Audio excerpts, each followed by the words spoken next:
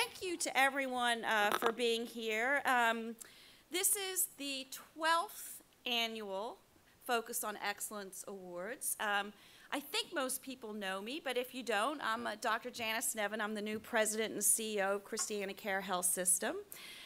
So this is my first time up here in that role.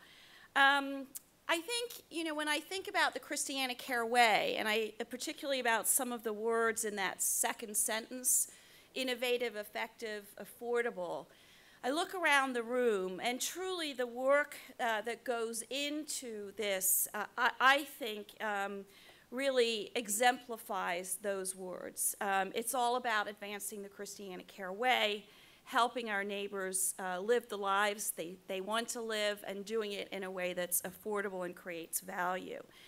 I'm always astounded at the number of awards that are submitted every year. I think we crossed 140 yet again.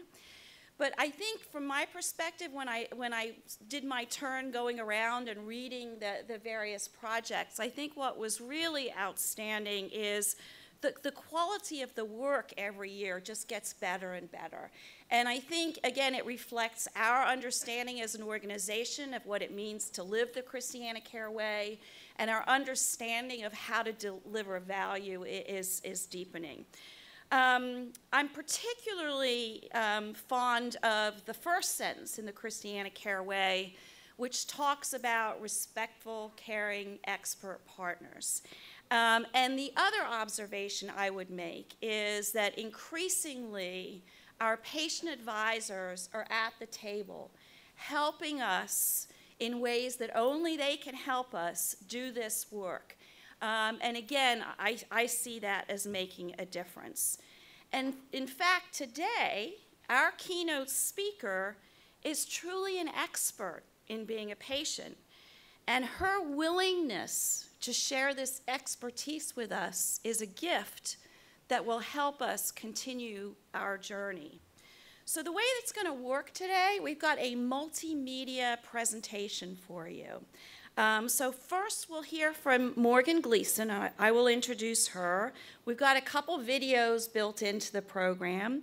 And then we're going to do an Oprah-style interview. And our Oprah will be our very own Dr. Edmondo Robinson, who is the Senior VP and Executive Director of our Wilmington campus, which has, for several years now, truly embraced patient and family-centeredness.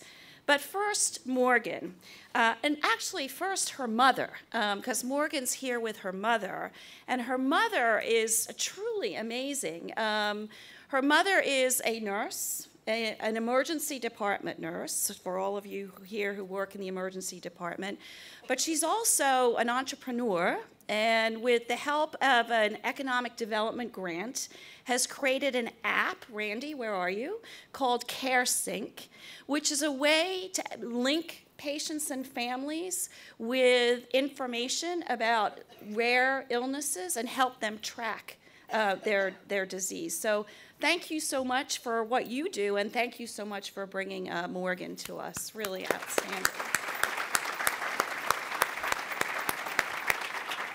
So Morgan, we are very honored to have you here with us. Morgan is a very special young woman, and she's going to share a thought-provoking message with us this afternoon about patient-centered care from the patient's perspective. 16-year-old Morgan Gleason has a lot to say, and our colleagues all around the country are taking heed of this teenage powerhouse. Her YouTube monologues, some of you may recall we got to see one here, I think about a year or so ago. I am the patient and I need to be heard, and why does everything beep, which we'll get to see today, are attracting some pretty serious attention, and rightly so. Morgan knows more than any young person should about being a hospital patient. Having spent the last 5 years in treatment for the rare systemic autoimmune disease, juvenile dermatomyositis, which she'll tell us a little bit more about shortly. Let's just say this young woman has a firm handle on the patient experience. In fact, last year, Morgan was hospitalized twice for meningitis, And it was during one of those hospital stays, just about this time last winter, she'd had enough of the incessant alarms, the early morning sleep interruptions, and being spoken about and not to, just because she's a minor. So Morgan did what most of our patients probably would like to do, but it took the courage of a teenager to find the obvious course of action. She took her plea to social media. So Morgan's mom, Amy, who I've already introduced, is also a videographer, and she videotaped Morgan venting her frustrations from her hospital bed. So I think originally it's let's just share this with family and friends, but once you put something out there, Morgan and Amy quickly discovered that her message resonated with others who'd been through a less than ideal hospital experience as well.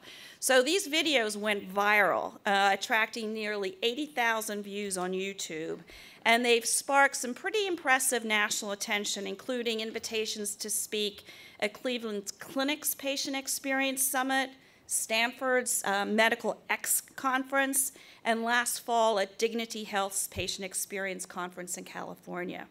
She's been featured in the Huffington Post and by Forbes magazine, which last year claimed this 15-year-old, she's now 16, absolutely nails what patient-centered is and isn't. So we know a thing or two about patient-centered care here at Christiana, but we're also smart enough to know there's always more to learn. And so Morgan, we really are delighted to have you here to help guide us on our journey as we gather today to focus on excellence, reaffirm our commitment to transform the patient care experience, and think of ourselves as patients in everything we do. Morgan wrote in her blog last week that it was still very hot in Florida. No sympathy. So she was excited about traveling to Delaware and hoping to see some snow.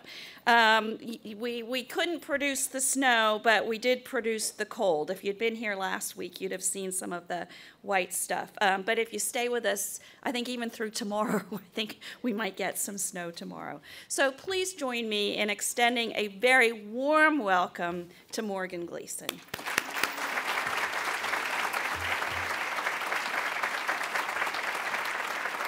So the doctors don't let you sleep at all. Like, if you think you're going to get sleep, then you're crazy.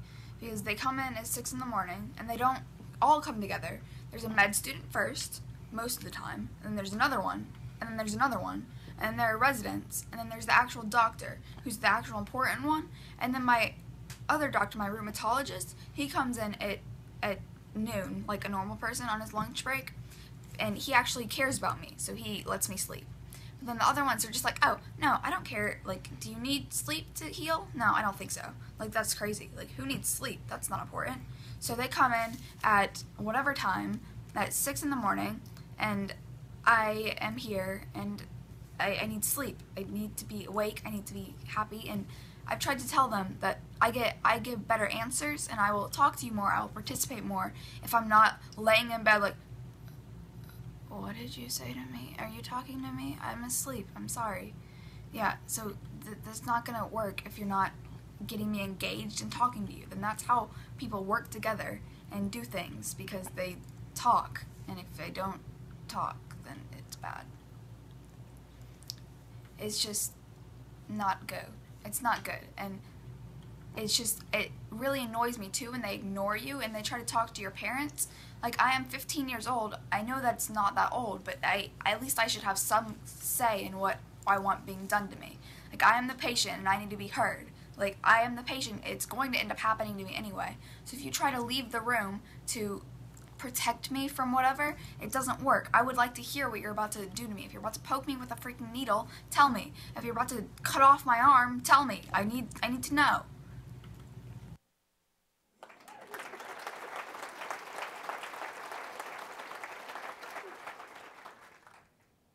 Hi. Wait, is it on? Is it working? Okay. So that was my video.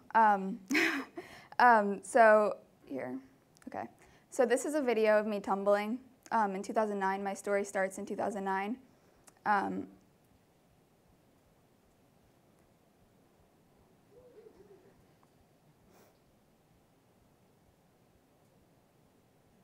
So that was a video of me in 2009, a year before I was diagnosed. As you can see, I was a very active child.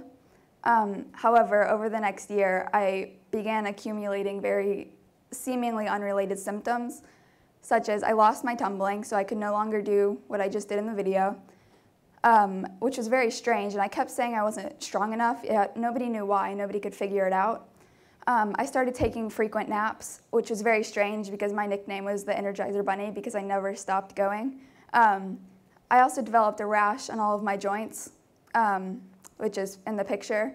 And I just assumed it was rug burn because I was hitting the mat while tumbling so many times, except now I realize that it was a much larger thing than that.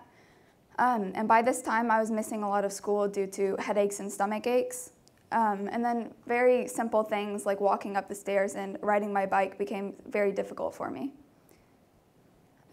So after visiting many different doctors, my pediatrician referred me to a dermatologist to look at the rash because he thought it was psoriasis, and the dermatologist thought it was psoriasis too. So they wanted to get me a biopsy to cover the treatment for insurance.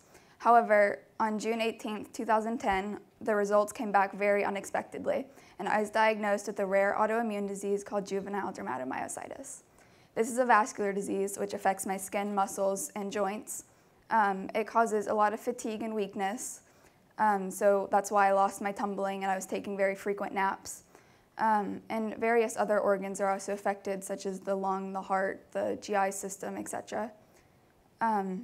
So over the next 4.5 years, I've gotten a lot of healthcare experience. So I take 21 pills a day, I see 12 different doctors, and I get monthly infusions. I've even been admitted to the hospital over 50 times, which is crazy for 4.5 years. I've gotten meningitis twice as a side effect of one of my treatments, as if all of the other stuff wasn't enough. And so when I was in the hospital last January with meningitis the second time, I filmed the video you just saw. It was my 4th day in the hospital, and I was getting very high-dose steroids, which made it difficult for me to sleep. On top of that, I had an excruciating headache, and everybody, as you saw in the video, everybody kept coming in, everybody you could think of. The med students, the doctors, the nurses, the lab people kept coming in every single day at 6 in the morning. So I'd often only get about 3 or 4 hours of sleep, which obviously is going to make somebody upset, and which led to the video. It became very frustrated. And so I just started venting to my mom one day from the hospital bed, and she said, "Do you mind if I video it?" And I was like, I don't really care. And so I figured it was just going to go to a couple of friends, and I probably would have thought a little differently if I had known that so many people were going to see my horrible hair day, as you saw that. So within the next day, I was watching the views climb as I was sitting in my hospital bed.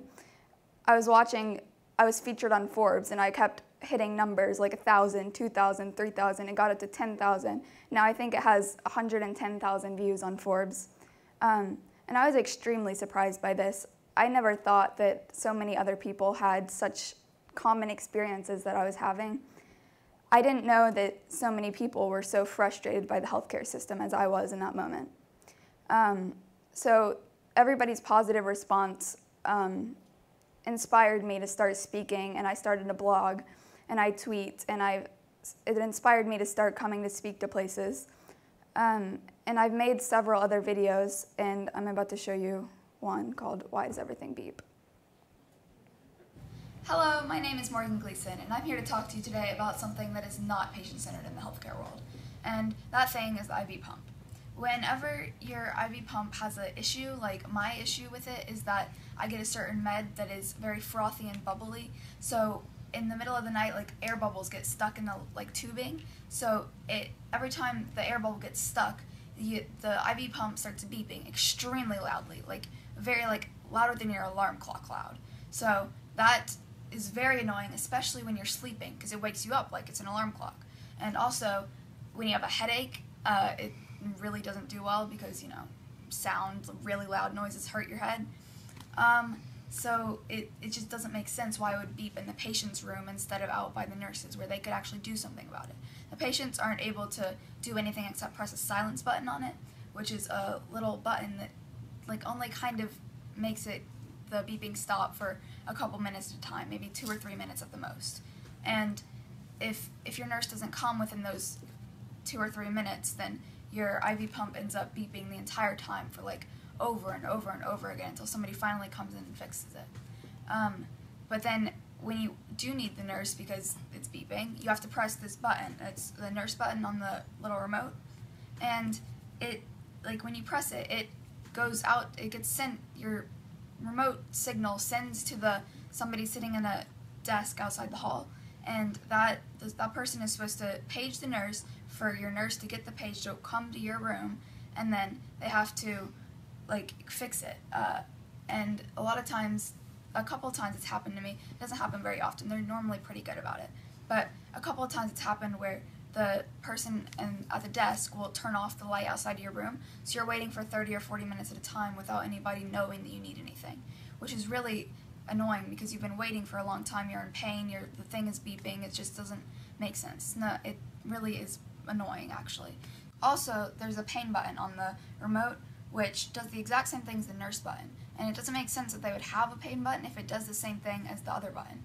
The people still come on and ask you what you need. Like, do you need anything? Do you need your nurse to come? And you're like, yes, I pressed the pain button, I'd like something for my pain. And they're like, well, I don't know, it just said the same thing as the nurse button. So that's not very helpful at all. And yeah, that's all I have for you guys today, but I'll post a new video soon. Thanks for watching, bye.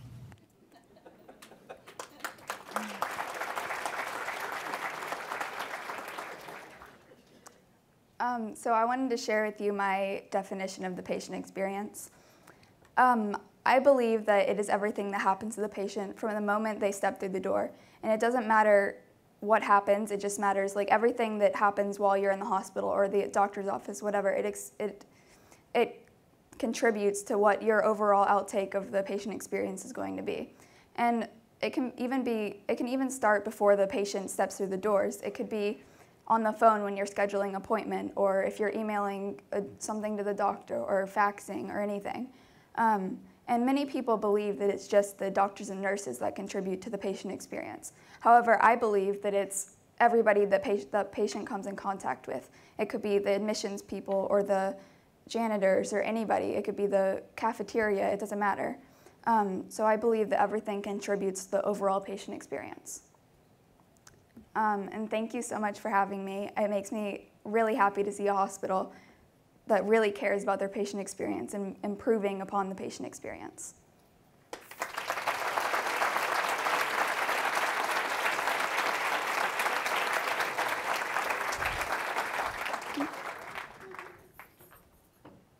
So thank you, Morgan, for those words.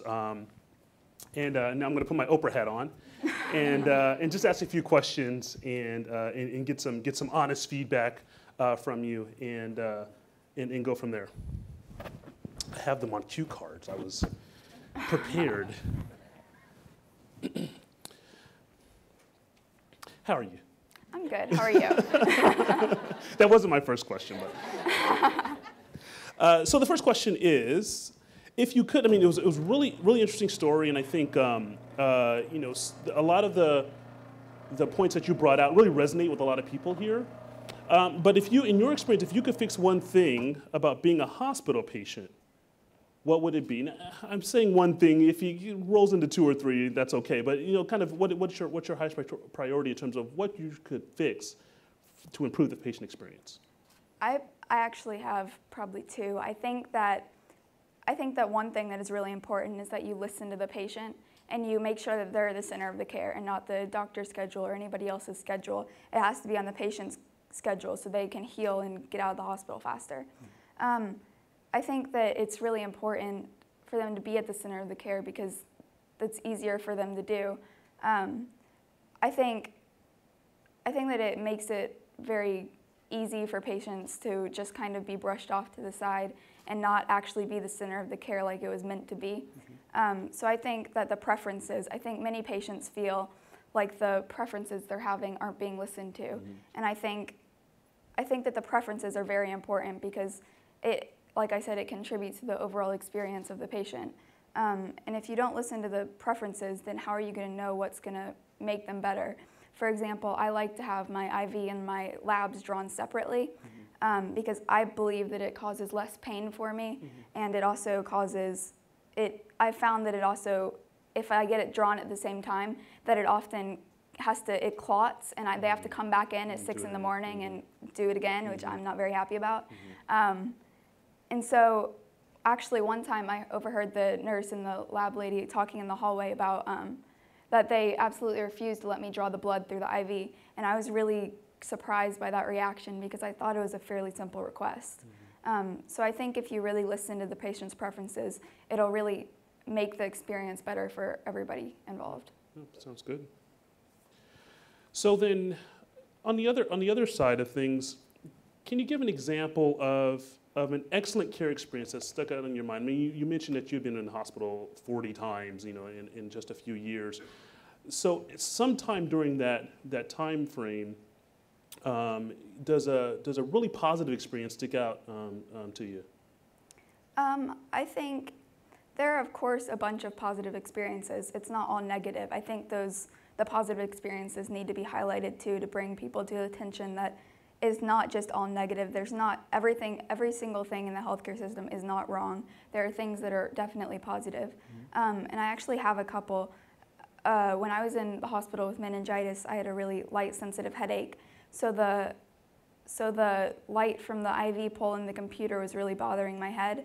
And so the nurse came up with just a really simple idea of just putting a blanket over the IV pole. And it really meant a lot to me that she cared, and it seemed like she was trying really hard to make sure that I got the best care I received. And something simple as that just made me feel like I was appreciated as a patient. And there's another one, my doctor, I was in hospital homebound while I was on the meningitis because I was still recovering. And hospital homebound is a program where the school sends teachers to your house to teach you instead of you having to go to school. And my doctor wanted to send me back for the second semester, and I disagreed because I felt that I was doing better on the hospital homebound, that I was having more energy to do things that I loved as well as doing school. So I talked to my doctor about that, and after he understood my point of view, we agreed that that would be the best option for me to still stay in the hospital homebound program. Good. So you listened to your preference there. Right. That's nice. So like you said, your videos have gotten lots of hits. People are, it's kind of went viral, as Dr. Nevin said. So, I've also heard that you've gotten some responses, and people that have seen your videos have had very interesting and personal responses that resonate with them based on what they saw with you. So, based on those responses, is there a theme that you can pull out of what comments are coming towards you, or what experiences that people are having around the country? I think I found there's one very strong theme throughout every contact I've received, is that everybody has been seeming to thank me for giving patients a voice and spreading awareness to the fact that patients need a good experience and a positive visit at the hospital. If you so I think people all share similar experiences of being brushed off and bounced around from doctor to doctor while feeling like they haven't been listened to. And so I think they were all just very happy that somebody was finally giving patients a voice in the sense of social media. Yeah, got it. So you mentioned that, if you'd known that as many people would see that video as have you, you might have thought twice about it. I thought your hair looked fine, by the way. So, but you're still making new videos, and you're still out there inspiring people. And what makes you keep doing that? Your blog, your website. I mean, why do you continue to do this work?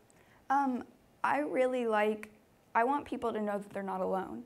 I want people to know that it's okay to stand up and put your foot down to what the doctor is saying that I think this treatment would be better if they give you different options. You should be able to choose which option you think would fit best with your lifestyle, and you should be able to be made aware of the symptoms and the side effects of each medication if you're going to have to take that.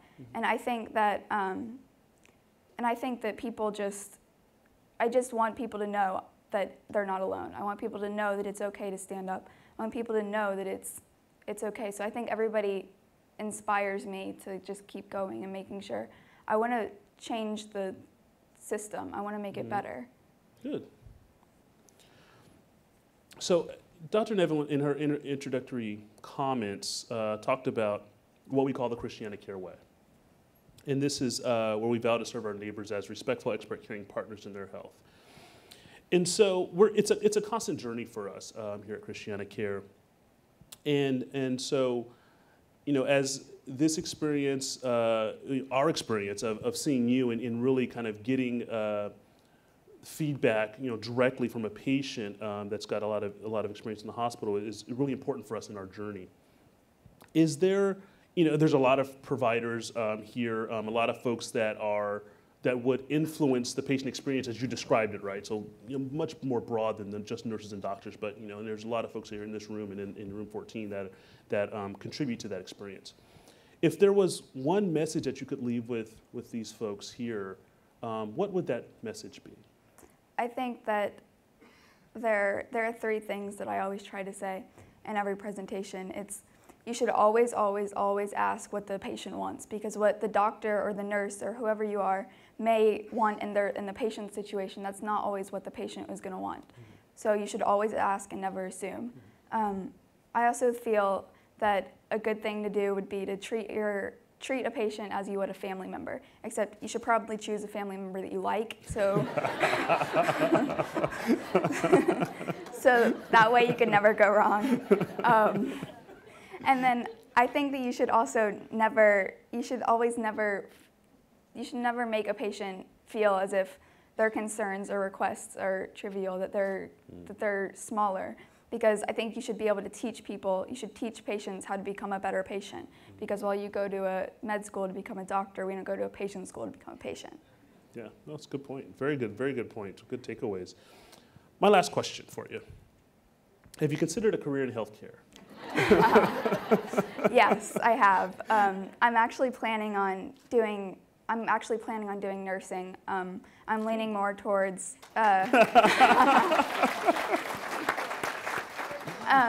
I'm leaning more towards a nurse anesthetist or a nurse practitioner or some sort, and I think that my experience in the healthcare system could help. I want to be able to carry over.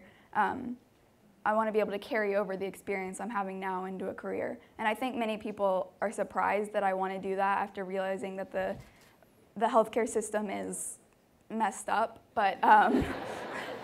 That's a very polite way of saying it. Thank you.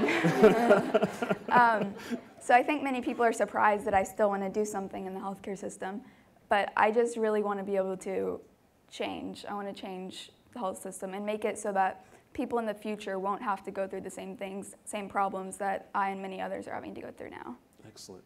Well, many thanks to you for coming here and enjoying our weather here in Delaware and sharing your experiences with us here. Again, just thank you.